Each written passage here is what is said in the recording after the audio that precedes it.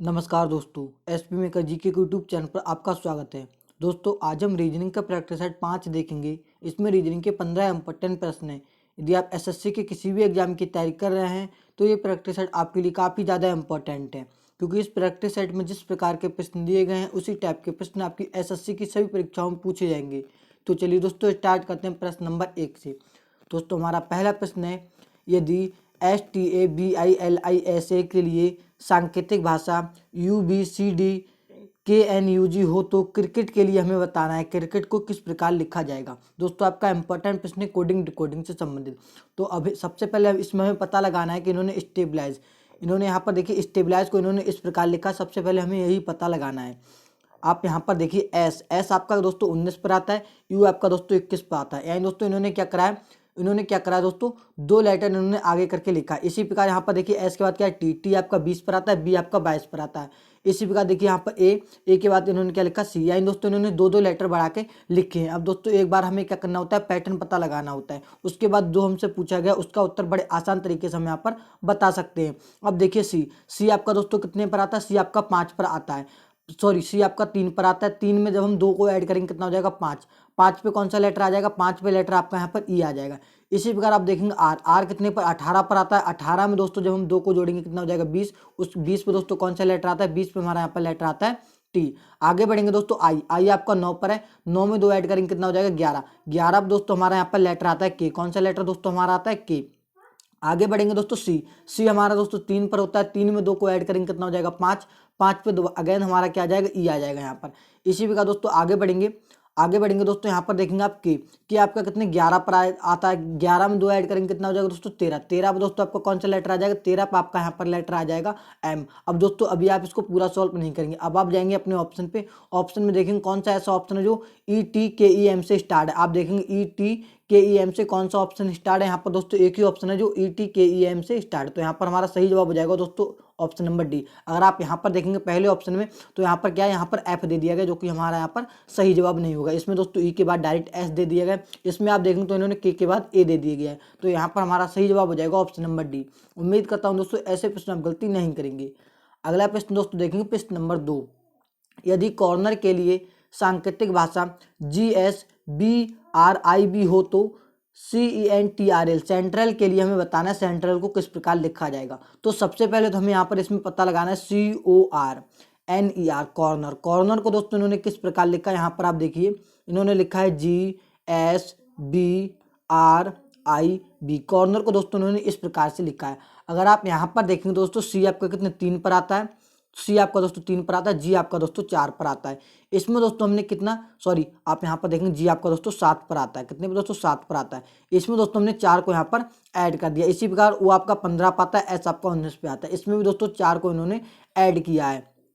इसमें दोस्तों कितना इन्होंने 4 को ऐड किया। यहाँ पर देखेंगे आर आपका 18 पर आता है, बी आपका 22 पर आता है। दोस्तों इन्होंने इसमें भी 4 को ऐड किया है। एन आपका कितने दोस्तों 14 पर आता है, आर आपका 18 पर आता है। इसमें भी दोस्तों इन्होंने 4 को ऐड किया। ई आपका 5 पर आता है, आई आपका 9 पर आता है। इसमें भी दोस्तों इन्होंने 4 को ऐड किया है।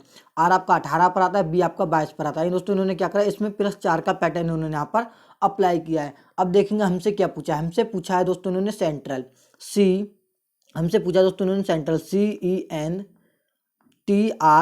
सेंट्रल को दोस्तों हमसे पूछा है सेंट्रल को किस प्रकार लिखा जाएगा। तो हम बड़े आसान तरीके से अब हम बता सकते हैं। इसमें दोस्तों हमें क्या करना है, 4 को ऐड करना है। सी आपका दोस्तों कितने 3 पर आ जाएगा। 3 में दोस्तों 4 को ऐड करेंगे कितना हो जाएगा, 7। 7 पे हमारा यहाँ पर लेटर आ जाएगा जी। इसी प्रकार ये आपका 5 पर आता है। 5 में 4 को ऐड करेंगे कौन सा लेटर आ जाएगा, हमारा यहाँ पर लेटर आ जाएगा, यहाँ पर 5 और 4 कितना हो जाएगा, 9। 9 पे हमारा यहाँ पर लेटर निकल के आ जाएगा आई। अब दोस्तों अभी आप इसको पूरा सॉल्व नहीं करेंगे, अब जाएंगे आप अपने ऑप्शन पे। आप देखेंगे दोस्तों कौन सा ऐसा ऑप्शन है जो GI से स्टार्ट है। हमने दोस्तों यहाँ पर देखा तो एक ही ऑप्शन है जो GI से स्टार्ट है। यहाँ पर ऑप्शन नंबर सी दोस्तों यहाँ पर हमारा सही जवाब हो जाएगा, क्योंकि दोस्तों ऑप्शन नंबर सी ही ऐसा है जो केवल GI से स्टार्ट है। बाकी यहाँ पर हमारा कोई सा ऑप्शन सही जवाब नहीं होगा। अगला प्रश्न दोस्तों देखेंगे प्रश्न नंबर 3। यदि Z बराबर 52 ACT = 48 हो तो बैट बराबर क्या लिखा जाएगा। दोस्तों ये भी हमारा इंपॉर्टेंट प्रश्न कोडिंग डिकोडिंग से संबंधित। इसमें क्या होता है दोस्तों, ये हमारे लेटर दिए गए, इस लेटर को दोस्तों इन्होंने क्या करा है, नंबर में कन्वर्ट करके लिखा है। जब भी दोस्तों आपकी परीक्षा में ऐसा प्रश्न पूछा जाए कि कोई लेटर दिया गया है उसको दोस्तों इन्होंने नंबर में कन्वर्ट करके लिखा है, तो हम भी क्या करेंगे, जो लेटर दिया गया उसको दोस्तों नंबर में पहले लिखेंगे। यहाँ पर आप देखेंगे जेड आपका दोस्तों कितने पर आता है, जेड वैसे तो आपका 26 पर आता है, लेकिन इन्होंने कितना 52 लिखा है। जेड दोस्तों आपका कितने 26 पर आता है, लेकिन दोस्तों इन्होंने कितना लिखा है, इन्होंने लिखा है 52। यानी दोस्तों इन्होंने क्या कर दिया, 26 का जस्ट डबल कर दिया, 26 का क्या कर दिया, डबल कर दिया। अब हमें ये पता लगाना है कि इन्होंने एक्ट को 48 कैसे लिखा है। एक्ट में क्या है दोस्तों, 3 लेटर है। यहाँ पर आप देखेंगे सबसे पहले ए आपका 1 पर आ जाएगा, सी आपका कितने, सी आपका 3 पर आ जाएगा, टी आपका 20 पर आ जाएगा। यदि दोस्तों हम इन सबका डबल डबल ऐड करें, यानी दोस्तों 1 का डबल करें 2, 3 का डबल 6, 20 का डबल कितना 40। अब हम इन सबको ऐड करके देखें तो 6 और 2 8, 8 और 40 यहाँ पर कितना 48 दोस्तों हमें देखने को मिल जाएगा, जो कि दोस्तों इन्होंने इसको 48 लिखा है। एक्ट को दोस्तों इन्होंने कितना 48 लिखा है। अब हम इसी पैटर्न के आधार पर दोस्तों बताएंगे बी ए टी बैट को किस प्रकार लिखा जाएगा। अब आप यहाँ पर देखेंगे बी आपका 2 पर आता है, ए 1 पर आता है, टी आपका 20 पर आता है, लेकिन हमें क्या करना है, इनका डबल करना है। बी आपका 4 पर हो जाएगा, ए आपका 2 पर हो जाएगा, और दोस्तों टी कितने 20 पर है, ये आपका डबल होगा तो 40 पर हो जाएगा। 4 और 2 6, 6 और 40 दोस्तों आपका यहाँ पर कितना 46। यानी दोस्तों बैट बराबर कितना लिखा जाना चाहिए, बैट बराबर कितना लिखा जाना चाहिए, 46 लिखा जाना चाहिए। तो दोस्तों अब आप देखेंगे 46 कौन सा ऑप्शन में दिया गया, 46 यहाँ पर ऑप्शन नंबर डी में दिया गया है, तो यहाँ पर हमारा सही जवाब हो जाएगा ऑप्शन नंबर डी। उम्मीद करता हूँ दोस्तों ऐसे प्रश्न आप गलती नहीं करेंगे। अगला प्रश्न दोस्तों देखेंगे प्रश्न नंबर 4, गेंदा का फूल से वही संबंध जो कि जौ का है। यानी दोस्तों हमें यहाँ पर सबसे पहले पता लगाना है कि दोस्तों गेंदा का दोस्तों इन्होंने फूल से किस प्रकार संबंध दिया। अब दोस्तों आपको पता होगा गेंदा क्या होता है दोस्तों, एक फूल होता है। गेंदा क्या होता है दोस्तों, एक फूल होता है। अब हमें यहाँ पर बताना है जौ क्या होता है दोस्तों, जौ क्या होता है दोस्तों, एक प्रकार का एक अनाज होता है। क्या होता है दोस्तों, अनाज होता है। तो दोस्तों अब आप देखेंगे अनाज कौन सा ऑप्शन में दिया गया है, अनाज यहाँ पर ऑप्शन नंबर डी में दिया गया है, तो यहाँ पर हमारा सही जवाब हो जाएगा ऑप्शन नंबर डी।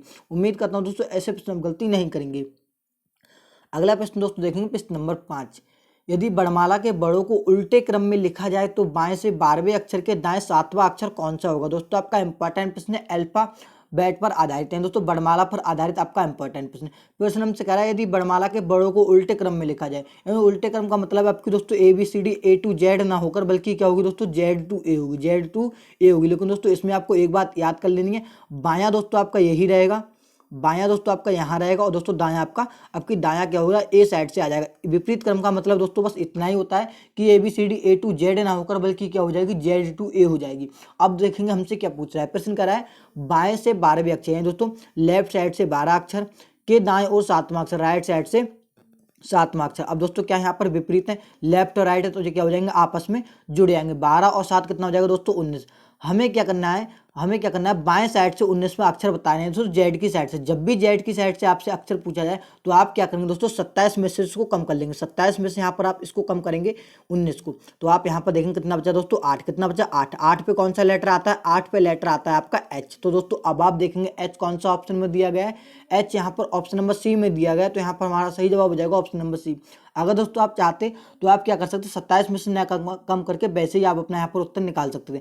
आपने यहाँ पर देखा लेफ्ट साइड, सबसे पहले आप निकालते यहाँ एक ही साइड से निकालते हैं 19वां लेटर कौन सा होता है। एक ही साइड से 19वां लेटर दोस्तों कौन सा होता है, 19वां लेटर कौन सा होता है, एस होता है। कौन सा होता है दोस्तों, एस होता है।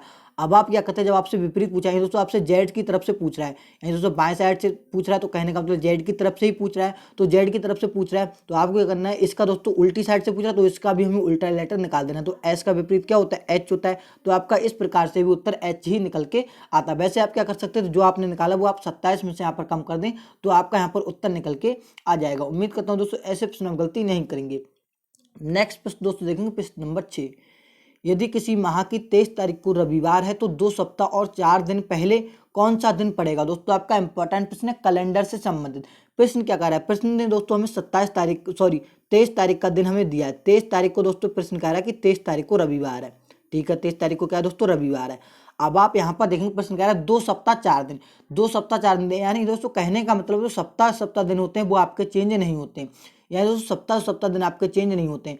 यानी दोस्तों कहने का मतलब ये है, अगर 23 तारीख है तो दोस्तों सप्ताह कितने भी आए, सप्ताह दिन चेंज नहीं होता। आपको अगर 2 सप्ताह ध्यान नहीं रहा, अगर दोस्तों 2 सप्ताह से पीछे जाएंगे तो सप्ताह दिन चेंज ही नहीं होगा, मतलब दिन रविवार ही रहेगा। तो हमें क्या करना है, 4 दिन यहाँ पर कह रहा है तो 4 दिन पहले, तो हमें क्या करना है, इसमें से 4 दिन कम कर लेना है, या इसमें क्या करना है दोस्तों 4 दिन कम कर लेना है, 1 2 3 4। हमें इस प्रकार से 4 दिन कम कर लेना है। हमें दोस्तों सप्ताह से मतलब नहीं है, सप्ताह दिन आपके चेंज नहीं होते। जैसे सपोज दैट दोस्तों आज अगर सोमवार है तो आने वाले 7 दिन बाद ही सोमवार होगा, अगर जैसे आज रविवार है तो आने वाले 7 दिन बाद ही रविवार होगा। कहने का मतलब ये सप्ताह दिन आपके दोस्तों चेंज नहीं होते हैं।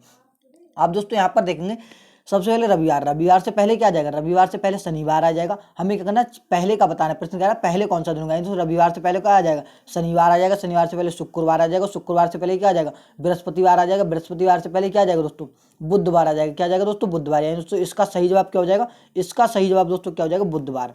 जो प्रश्न हमसे पूछ रहा है उसका सही सही जवाब दोस्तों क्या हो जाएगा, बुधवार। 4 दिन पहले कौन सा दिन पड़ेगा, बुधवार। तो दोस्तों अब आप देखेंगे बुधवार कौन सा ऑप्शन में दिया गया है, यहाँ पर ऑप्शन नंबर डी में दिया गया है। तो यहाँ पर हमारा सही जवाब हो जाएगा ऑप्शन नंबर डी। अगला प्रश्न दोस्तों देखेंगे प्रश्न नंबर 7। प्रश्न 7 कह रहा है दोस्तों, ए बी से बड़ा है परंतु सी से छोटा है, डी ई से छोटा है परंतु ए से बड़ा है, यदि सी डी से छोटा हो तो सबसे बड़ा कौन है। दोस्तों आपका इंपॉर्टेंट प्रश्न है, इसको देखेंगे हम कैसे सॉल्व करेंगे। ये दोस्तों आपका रैंकिंग टेस्ट से संबंधित है दोस्तों, कौन सबसे पहले आएगा, इस प्रकार का आपका प्रश्न है। अब प्रश्न यहाँ पर कह रहा है ए क्या है दोस्तों, बड़ा है। आप यहाँ पर देखेंगे ए क्या है दोस्तों, बड़ा है किससे, बी से। तो हम इस सॉरी आप यहाँ पर देखेंगे प्रश्न क्या कह रहा है, प्रश्न कह रहा है दोस्तों, प्रश्न कह रहा है ए बी से बड़ा है। ए दोस्तों क्या है, ए क्या है, बड़ा है किससे, बी से। तो हम इस प्रकार से करेंगे। आगे प्रश्न को पढ़ेंगे, परंतु सी से छोटा है, परंतु कौन है, मतलब ए सी से छोटा है, तो इस प्रकार से करेंगे। आगे प्रश्न को पढ़ेंगे, डी ई से छोटा है। यहाँ पर हम इसको अलग बना लेंगे, डी क्या है दोस्तों, ई से, डी क्या है दोस्तों, ई से छोटा है। इस प्रकार से डी ई से छोटा है परंतु ए से बड़ा है, परंतु ए से बड़ा है, तो दोस्तों डी यहाँ आ जाएगा और दोस्तों ई यहाँ आ जाएगा। अब दोस्तों हमने इस प्रकार से इसको यहाँ पर सेट कर दिया। हमने सबसे पहले अलग से इक्वेशन बनानी है और इसको यहाँ पर सेट कर देना है, जब हमें यहाँ पर पता चल जाए प्रॉपर। आगे प्रश्न को पढ़ेंगे। आगे प्रश्न क्या कर रहा है, सी क्या है, सी डी से छोटा है। तो आप यहाँ पर देखेंगे सी क्या है दोस्तों, सी डी से छोटा है। तो यहाँ पर ये वाली बात भी यहाँ पर इनकी सही हो गई, सी क्या है, डी से छोटा है। अब प्रश्न कह रहा है तो सबसे बड़ा कौन है, तो सबसे बड़ा यहाँ पर कौन है, ई। दोस्तों अब आप देखेंगे ई कौन सा ऑप्शन में दिया गया है, ई यहाँ पर ऑप्शन नंबर डी में दिया गया है। तो यहाँ पर हमारा सही जवाब हो जाएगा ऑप्शन नंबर डी। उम्मीद करता हूँ दोस्तों ऐसे प्रश्न गलती नहीं करेंगे। नेक्स्ट प्रश्न दोस्तों देखेंगे प्रश्न नंबर, यहाँ पर आप देखेंगे दोस्तों प्रश्न नंबर आपका 7 है, आपका प्रश्न नंबर 8 है।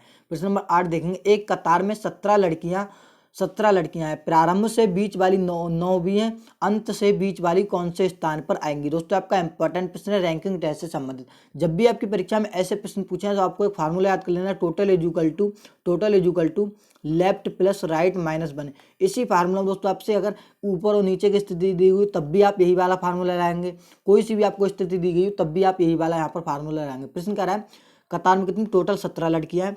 हमें एक साइड से स्थिति बता जाए, आप लेफ्ट की या राइट की, किसी की भी जगह आप स्थिति यहाँ पर लिख लीजिए। प्रश्न कह रहा है तो अंत में, यानी दोस्तों हमें लास्ट से पूछ रहा है, तो हम क्या करेंगे, यहाँ पर एल बना देंगे, लास्ट से हमें यहाँ पर बतानी है।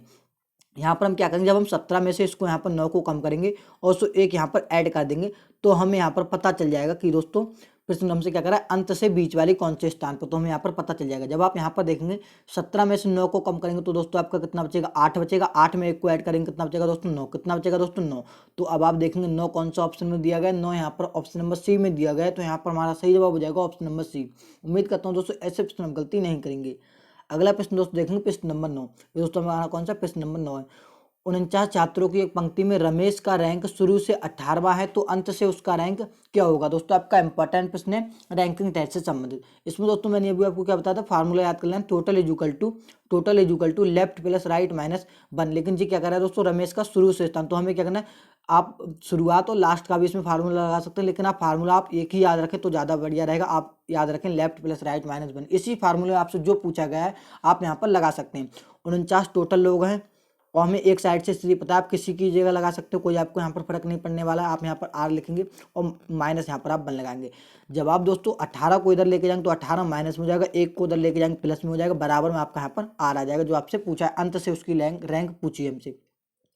तो आप यहाँ पर देखेंगे 40 में से जब आप 18 को कम करेंगे तो आप यहाँ पर देखेंगे कितना बचेगा, आपका यहाँ पर कितना बचेगा दोस्तों, आपका 22 बचेगा। कितना बचेगा, 22। 22 में दोस्तों 1 को ऐड करेंगे कितना हो जाएगा, 23। कितना हो जाएगा दोस्तों, 23। तो अब आप देखेंगे 23, आप यहाँ पर देखेंगे जब आप 40 में से 18 को कम करेंगे, सॉरी आप यहाँ पर देखेंगे 49 दिया गया टोटल, तभी तो दोस्तों यहाँ पर आप देखेंगे 49 टोटल दोस्तों कितना, आप यहाँ पर देखेंगे टोटल दोस्तों 49 दिया गया है, टोटल कितना 49 दिया गया है।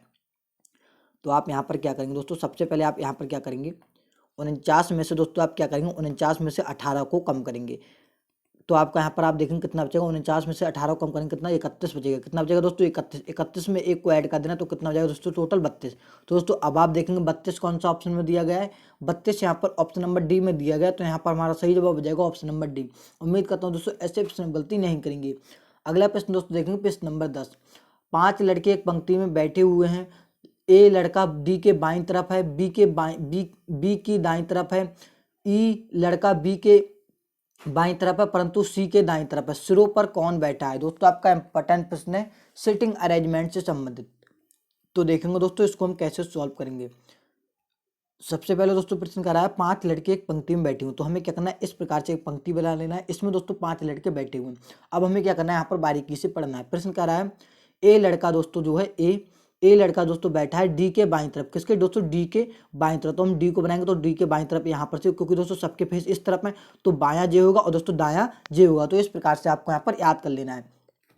आगे प्रश्न को पढ़ेंगे और बी के बाईं तरफ। और बी के बाईं तरफ मतलब ए क्या है, बी के क्या है, बी के दाईं तरफ है, तो बी के यहाँ पर दाईं तरफ ए हो जाएगा। जब बी का दायां हित होगा तो इसके दाईं तरफ हो जाएगा। आगे प्रश्न को पढ़ेंगे।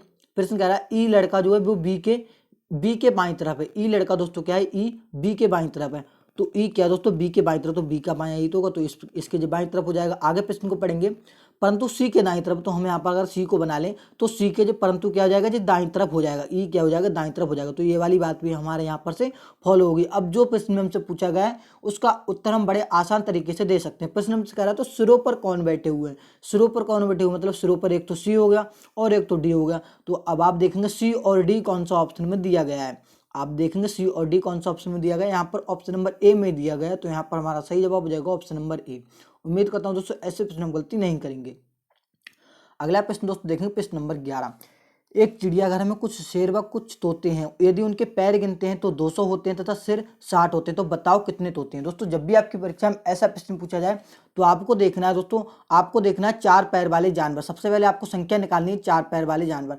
आपने यहाँ पर देखा कुछ शेर व तोते हैं, तो शेर के कितने पैर होते हैं, 4। तो 4 पैर वाले जानवरों की संख्या निकालने के लिए आपको यहाँ पर फार्मूला लगाना है लेग बाई 2 माइनस हेड। सबसे पहले आपको यहाँ पर 4 पैर वाले जानवर निकालना है। तो अब आप देखेंगे पैर, टोटल पैर कितने, तो 200 होते हैं। उनके पैर गिनते तो टोटल कितने होते हैं, 200। लेग कितने, 200 को डिवाइड करेंगे 2 से, माइनस हेड कितने, 60, यानी दोस्तों सिर कितने, 60। तो जब आप 200 को इसको डिवाइड करेंगे तो कितना रह जाएगा, 50 रह जाएगा। 50 में से 60 को उनका दिन कितना रह जाएगा दोस्तों, आपका यहाँ पर 10 रह जाएगा, 10। अब दोस्तों जो 10 हमने निकाली है, 10 हमने दोस्तों जो निकाली है वो शेर की संख्या निकाली है दोस्तों, 4 पैर वाले जानवरों की संख्या निकाली है दोस्तों, 10 तो टोटल इसमें शेर है। शेर कितने, 10।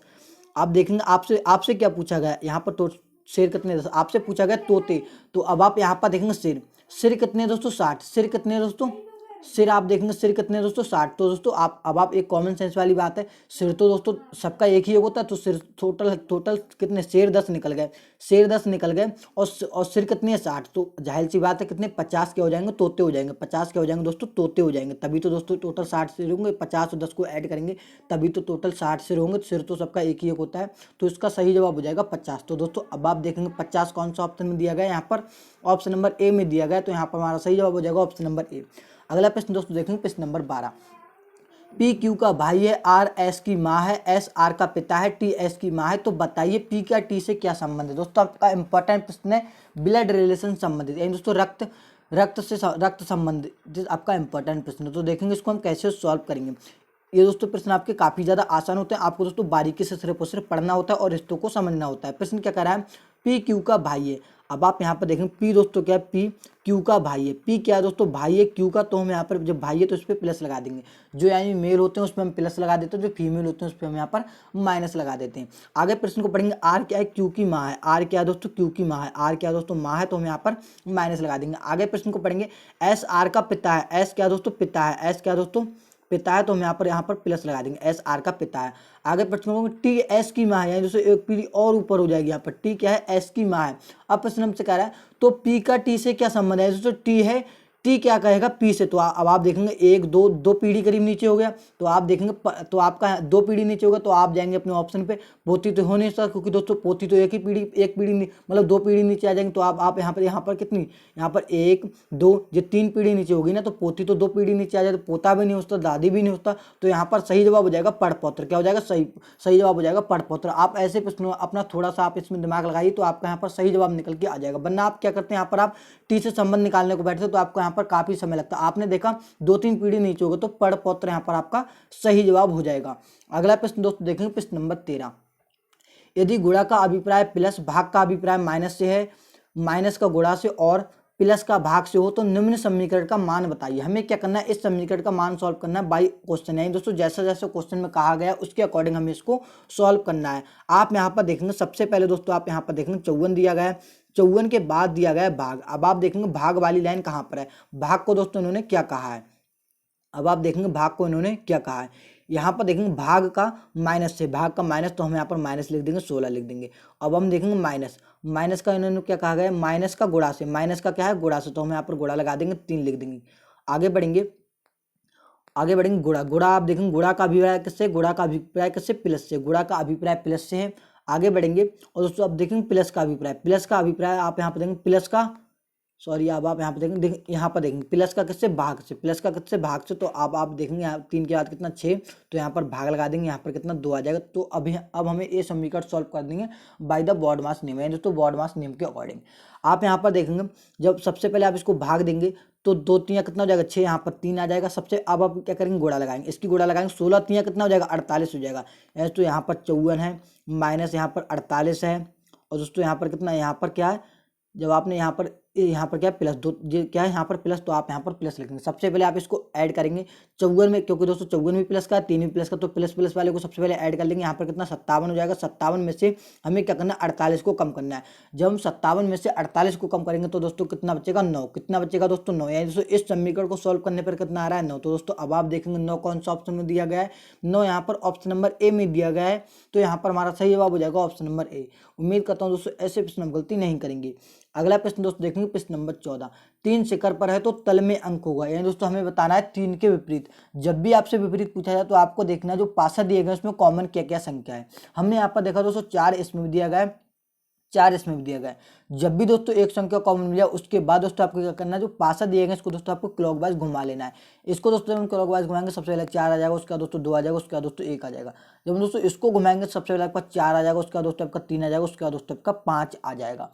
अब दोस्तों जे आपने निकाले जी क्या है, एक दूसरे के विपरीत। हमसे क्या पूछा तो 3 का विपरीत, तो दोस्तों 3 का विपरीत क्या हो जाएगा 2 हो जाएगा, 3 का विपरीत क्या हो जाएगा 2 हो जाएगा। तो दोस्तों अब हम देखेंगे 2 कौन सा ऑप्शन में दिया गया है, 2 यहाँ पर दोस्तों ऑप्शन नंबर यहाँ पर ऑप्शन नंबर सी में दिया गया है। तो यहाँ पर हमारा सही जवाब हो जाएगा यहाँ पर ऑप्शन नंबर सी। उम्मीद करता हूँ दोस्तों ऐसे प्रश्न गलती नहीं करेंगे। नेक्स्ट प्रश्न देखेंगे प्रश्न नंबर 15। प्रश्न 15 कह रहा है 6 बिंदु, सॉरी यहाँ पर आप देखेंगे यदि बिंदु 1 शिखर पर है तो तल में क्या होगा। दोस्तों आपका क्या है यहाँ पर एक, ये आपका क्वेश्चन का दोस्तों आपका यहाँ पर नंबर आ गया होगा। प्रश्न कह रहा है यदि बिंदु 1 शिखर पर है तो तल में बिंदु होगा। दोस्तों हमें क्या करना है, सिंपल भाषा में समझिए, हमें क्या करना है, एक का विपरीत बताना है, एक का अपोजिट बताना है। दोस्तों इस प्रश्न का उत्तर आप सभी दोस्तों को कमेंट बॉक्स में बताना है। साथ ही दोस्तों अपना अपना शेयर करना ना भूलें। चलिए मिलते हैं किसी और एक नेक्स्ट इंटरेस्टिंग वीडियो में, जब तक के लिए दोस्तों जय हिंद।